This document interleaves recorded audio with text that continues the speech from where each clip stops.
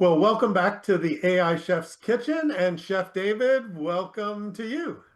Good to see you, Chef Kevin, and good to see you, viewers.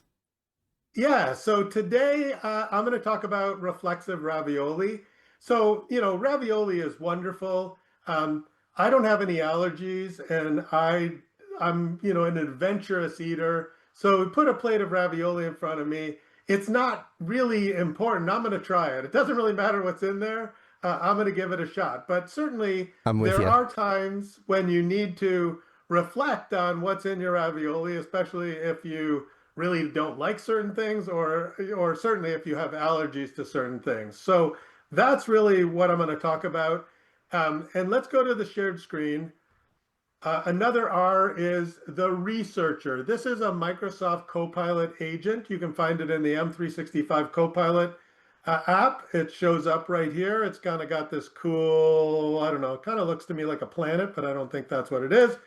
Anyway, so researcher is kind of the Copilot version of deep thinking or extra thinking, depending on the LLM. So it can do a bunch of things for you. But one of the things that you need to think about is what's in the results. So I recently was working on a paper and I used researcher because I was like, okay, I'm writing about this, but is there some other studies that have been done or other data sets? And so I posed this question asking about it, and it gave me this. I took a screenshot here. It gave me this answer, and it was saying, there's a bunch of stuff. This is like AI can save time and enhance knowledge work, but early pilots show substantial productivity improvements. And anyway, as I was reading through this was a couple pages long. It was like, wow, this is really similar to what I was thinking and what I was writing about. This is where the reflexive ravioli. With researcher, you can set what your sources are, and you'll notice that one of the great things about researcher, it goes out externally to the web, but it also can access all of your Office 365 documents. Ah, That's good, except it was accessing a report that I had written, and most strangely, it was referencing the document that I was working on called What is the ROI of Microsoft Copilot, which I published on LinkedIn. Oh, sorry, not that one. It was this, why is paid Copilot adoption so low? Notice that that was Kevin Keeler modified on the 1st of March, which is when I was working on it.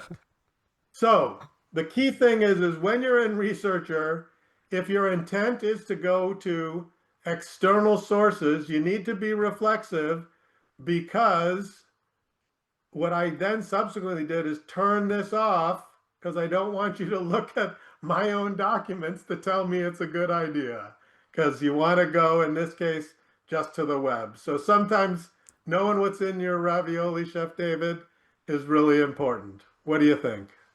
no, that's good. And another food analogy to it is the box of chocolates.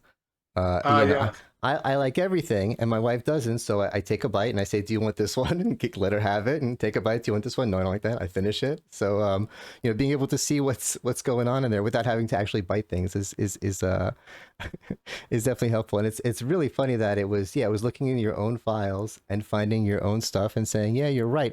It kind of reminds me of with the software I use to do this video. If you make a mistake of putting the source within itself, you have a Hmm. David, then a David, then a David, then a David. Then it looks like an '80s video, which is great. But if you're not trying to make an '80s video, so yeah, you want to make sure your source isn't itself, whether Yes, whether not it's the document that OBS you're or working this. on. Yes. Great tip. Thank you so much, Chef Kevin. Any final thoughts? No, that's it. Know your sources.